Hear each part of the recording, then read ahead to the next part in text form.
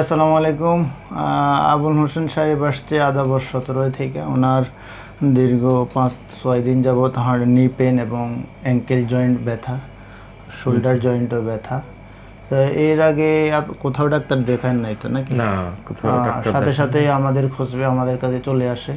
আজকে আমরা ওনার প্রথম সেশন নিলাম। প্রথম সেশন নেওয়ার পরে ওনার অনুভূতিটা শুনবো। Mohammad Abul Hossain, embroidery association Adabar senior সভাপতি। আমি বিভিন্ন জয়েন্টে ব্যথা অনুভব করছি।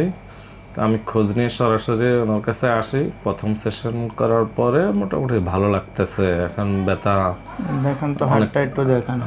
হাতের হাতের আঙুলটা মানে আঙ্গুল, এই এরকম হচ্ছে আঙ্গুলটা না। ফুলে গেছিল, এখন মোটামুটি ব্যথা কম অনুভব হচ্ছে।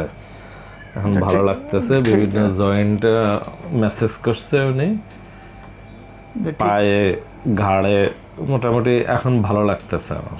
ঠিক আছে। উনি পুরোপুরি সুস্থ হওয়ার পর আমরা আরেকটা ভিডিও দিব।